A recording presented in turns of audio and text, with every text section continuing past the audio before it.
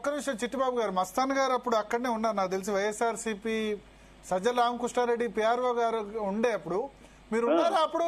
మస్తాన్ గారు అప్పుడు చిరంజీవి వాళ్ళందరినీ అవమానించింది, జగన్ అవమానించింది నిజమేనా? కరెక్ట్ గా కేవలం చిరంజీవి ఇట్లా నమస్కారం పెట్టే విజువల్ కావాలని రిలీజ్ చేసి నిజమేనా? సార్ భరత్ గారు గుడ్ ఈవినింగ్ అండి. చిట్టిబాబు గారికి, మీకు తెలుగు ప్రేక్షకులందరికీ కూడా. ఈ రోజు మొత్తం మనం సినారియో చూస్తే ఆ రోజు నిజంగా పవన్ కళ్యాణ్ గారు గతంలో చెప్పారు కదా, అంటే చిరంజీవి గారు ఆయన మీట్ అయిన తర్వాత పవన్ కళ్యాణ్ గారు ఎక్స్ప్రెషన్ చెప్పారు, ఒక కోట్లాది మందికి ఆరాధ్య దైవంగా ఉన్న చిరంజీవి గారు లాంటి వాళ్ళు కూడా తన దగ్గరకు వచ్చి నమస్కారం పెట్టి బతికిలాటించుకునే ధోరణిలో జగన్మోహన్ రెడ్డి గారు వెళ్లారు. అంత పెద్ద పెద్ద హీరోలు కోట్లాది మంది అభిమానులు ఉన్నా కూడా వాళ్ళు నడిపించారనేది ఆయన విమర్శించారు గతంలో కూడా. దానికి సంబంధించి ఒకటి చెప్తాను భరత్ గారు. యాక్చువల్గా ఏంటంటే జనవరి 13, 2022 చిరంజీవి గారు కలిశారండి జగన్ గారిని. పేర్ని నాని గారు ఇన్విటేషన్ మేరకు ఆయన జగన్ గారిని కలవడం జరిగింది. సతీ సమేతంగా వచ్చారు, ఆయన ఇన్వైట్ చేశారు. ఆ సందర్భంగా ఇవాళ చిరంజీవి గారు కూడా అదే ప్రస్తావించారు.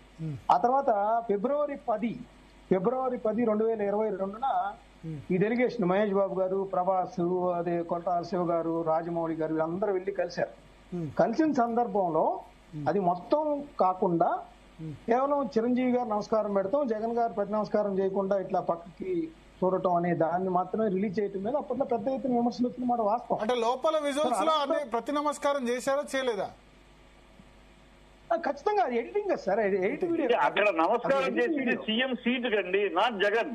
అక్కడ సీఎం ఆఫీస్ అది. అందులో ఇప్పుడు ఎవరైనా సరే మీరైనా నేనైనా ఎవరైనా సీఎం కు నమస్కారం పెట్టారు. అక్కడ సీఎం జగన్ కు పెట్టాలా, సీఎం సీట్ కి పెట్టింది మా మర్యాద అది. చిట్టిబాబు గారు ఒక్క నిమిషం, చేతులు జోడించి నమస్కరిస్తున్నాం అనే వర్డ్ రిలీజ్ చేశారు, నాటోలు నమస్కారం, అంతేనా? అదే ఆయన అడిగాడు, ఆయన అడగమని అడిగాడు, ఆయన అడిగాడు అండి. ఆయన ఏమన్నా అలా కోరమని నమస్కరించి అడగమని ఎవరు అడగలా. చిరంజీవి గారు దేనంటే అడిగాడు, మీరు డెసిషన్ తీసుకోవడానికి కూడా అడిగారు.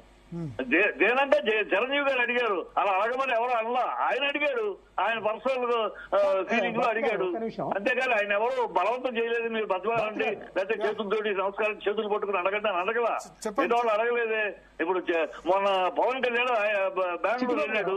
బెంగళూరు వెళ్ళినప్పుడు మరి సిద్ధరామయ్య సీట్ లో కూర్చున్నాడు. ఈయన నడుచుకుంటూ వెళ్ళి ఆయన ఉండి నమస్కారం పెట్టాడు. దానికి ఎందుకు పెట్టాడంటే అది సీఎం కనుక సీఎం సీటుకి ఇచ్చాడు మర్యాద. అది పవన్ కళ్యాణ్ ఉంది దండం పెట్టింది సీతారామయ్యకి తప్ప.